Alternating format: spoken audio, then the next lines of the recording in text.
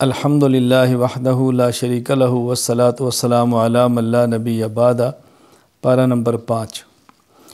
اس میں ایک مسئلہ بیان فرمایا ہے کہ مرد کو اللہ تعالیٰ نے عورت پر فضیلت دی ہے، یعنی فطرت کے اعتبار سے، اپنی طبیعت کے اعتبار سے مرد عورت پر مقدم اور افضل ہے، اور اس کی بنیادی 2 وجہیں قرآن کریم نے بیان فرمائی ہیں۔ نمبر 1، مرد کے ذمے عورت کے اخراجات ہیں، عورت کے تمام مصارف برداشت کرنا ہے، خرچ کرنا ہے۔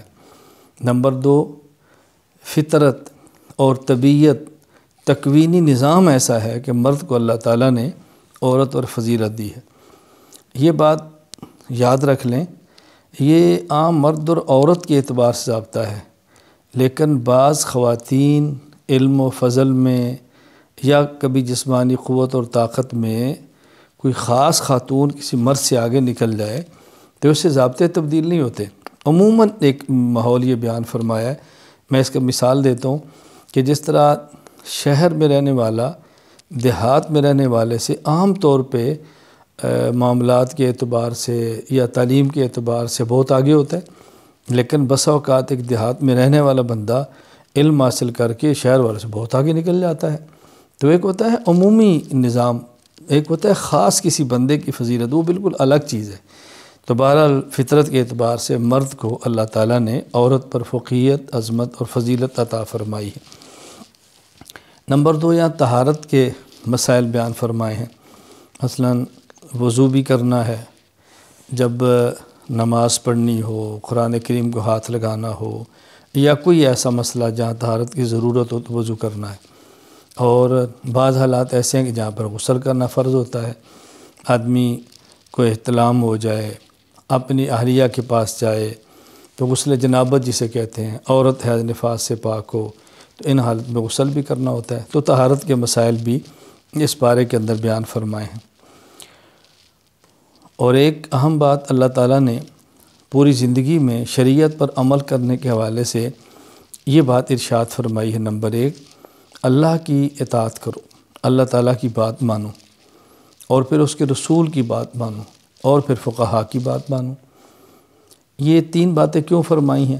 نمبر 1، اللہ تو خالق اور مالک ہے، مخلوق اور مملوک نے بات ماننی ہے، لیکن دنیا میں اس کان سے اللہ کی بات سن نہیں سکتے، اس آنکھ سے اللہ کی ذات کو دیکھ نہیں سکتے۔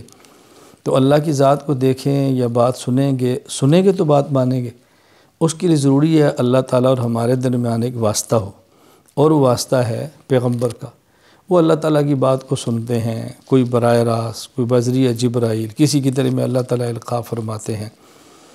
اور پھر ہمارے پیغمبر پاک عربی ہیں، ہم اجمی ہیں، عربی نہیں جانتے، اور کوئی عربی سمجھتا ہو تو قرآن و سنت کی تہہ تک نہیں پہنچ سکتا، اور پھر وہ نبی کی بات کیسے مانے؟ اس کے لیے فرمایا کہ فقہا کی بات مانو، یعنی فقہا نبی ہی کی بات کی تشریح اور وضاحت کرتے ہیں۔ اللہ تعالیٰ کی بات کو قرآن کہتے ہیں، پیغمبر کی بات کو حدیث کہتے ہیں، فقہا کی بات کو فقہ کہتے ہیں۔ تو گویا اللہ تعالیٰ نے یہاں قرآن کریم، حدیث مبارک اور فقہ، اللہ تعالیٰ، مصطفیٰ اور فقہا تینوں کو ماننے کا حکم دیا ہے۔ پھر اللہ تعالیٰ نے ایک اور مسئلہ اہم بیان فرمایا کہ سورۃ الفاتحہ میں یہ بات فرمائی کہ مجھ سے دعا مانگو، اہدنا الصراط المستقیم، اے اللہ ہم کو صراط مستقیم پر چلا۔ صراط مستقیم کیا ہے؟ صراط الذین انعمت علیہم، یعنی جن پر آپ نے انعام فرمایا ان کے راستے پر چلا۔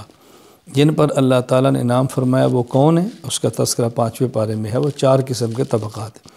نمبر 1 النبیین، نمبر 2 الصدیقین، صحابہ کرام رضی اللہ عنہم اجمعین، نمبر 3 شہداء، نمبر 4 اولیاء۔ پہلی بات، انبیاء کی بات مانو، ہر علاقے میں نبی نہیں، صحابی کے نقش قدم پر چلو، ہر علاقے میں صحابی نہیں، شہید کے نقش پر کر چلو۔ شہید ظاہر شہادت کے بعد ہماری بات کو سن بھی لے تو بتائے گا کیسے، رہنمائی کیسے کرے گا؟ پھر میں اولیاء کے نقش قدم پر چلو۔ گویا کہ جن پر اللہ نے انعام فرمایا وہ 4 قسم کے لوگ ہیں، اور ہمیں چاروں کے نقش قدم پر چلنے کا حکم دیا گیا ہے۔ لہذا نبی کے راستے پر بھی چلنا ہے، صحابہ کو بھی تھامنا ہے، شہداء سے بھی قریب رہنا ہے، اور اولیاء امت کو ہرگز نہیں چھوڑنا، ہم نے ان چاروں کی اتباع کرنی ہے، نقش قدم پر چلنا ہے۔ پھر اس صورت میں اللہ تعالیٰ نے قتل کے احکام بیان فرمائے۔ کوئی جان بوجھ کے قتل کرے تو اس کی سزا کیا ہے، بھول سے قتل ہو جائے، چوک ہو جائے، قتل خطا تو اس کی سزا کیا ہے، قتل عمد، قتل خطا، دیت کب ہوتی ہے، فدیہ کتنا ہوتا ہے، تو یہ احکام اللہ تعالیٰ نے 5ویں پارے کے اندر بیان فرمائے۔ پھر اس پارے میں اللہ تعالیٰ نے عام نمازوں کا ذکر تو فرمایا کہ نماز پڑھنی ہے تو طہارت کرو، نماز کا ارادہ ہو تو خود پاک کرو، اور بطور خاص 2 نمازوں کا ذکر فرمایا۔ ایک نماز ہے صلاۃ الخوف، جب میدان جنگ میں ہوں، خوف سوار ہو، یعنی سارے نماز پڑھتے ہیں، دشمن یکبر حملہ نہ کر دے، تو وہاں کیسے نماز پڑھنی، اسے کہتے ہیں صلاۃ الخوف۔ اور پھر نمازوں میں سے بطور خاص والصلاۃ الوسطیٰ، عصر کی نماز کا ذکر فرمایا، کیونکہ یہ کاروبار کا وقت ہے، مشغولیت کا وقت ہے، عموماً اس وقت میں ذرا مسجد کی طرف جانا ایک تاجر کے لیے مشکل ہو جاتا ہے، تو یہاں پر بطور خاص عصر کی نماز کا ذکر بھی فرمایا۔ اور اللہ تعالیٰ نے پھر منافقین کی حالت بیان فرمائی ہے کہ منافقین نہ ادھر کے ہوتے ہیں نہ ادھر کے ہوتے ہیں، درمیانے بیچارے پھنسے پڑے ہوتے ہیں، کہیں دین میں فائدہ دیکھا تو ادھر لپک گئے، کہیں دنیا دار میں فائدہ دیکھا تو ادھر چلے گئے، اللہ کے نبی کی بات ماننے میں دنیا کی غرض دیکھی تو وہاں دوڑ گئے، اور جب وہاں دنیا کا نقصان نظر آیا تو ان کو چھوڑ گئے۔ یہ منافقین کی حالت ہے، مذبذبین بین ذالک لا الہ الا ولا الہ الا۔ تو ہمیں ایسا نہیں ہونا چاہیے، مسلمان کو پکا ایک موقع پر رہنا چاہیے، نفع نقصان کا مالک اللہ ہے، دنیا میں کبھی بظاہر نفع بھی ہوتا ہے، کبھی بظاہر نقصان بھی ہوتا ہے، اصل نفع نقصان آخرت کا ہے۔ اور سب سے آخر میں 5ویں پارے میں اللہ تعالیٰ نے ایک بہت پیاری بات ارشاد فرمائی، ما یفعل اللہ بعذابکم ان شکرتم وآمنتم۔ دیکھو اگر تمہارا عقیدہ ٹھیک ہو، اللہ کی نعمت کا شکر کرو، اللہ تمہیں عذاب کیوں دے گا؟ معلوم ہوا اللہ تعالیٰ کے عذاب سے بچنے کے لیے بنیادی طور پر 2 باتیں بہت اہم ہیں۔ نمبر 1 عقائد کا ٹھیک ہونا، نمبر 2 اللہ تعالیٰ کی نعمتوں پر شکر ادا کرنا۔ عقیدہ نہیں، تمام عقائد کا ٹھیک ہونا ضروری ہے۔ اللہ تعالیٰ ہمیں ہر عقائد بھی ٹھیک فرما دے، اللہ تعالیٰ اپنے نعمتوں پر ہمیں شکر کرنے کی توفیق عطا فرمائے۔ وآخر دعوانا ان الحمد للہ رب العالمین۔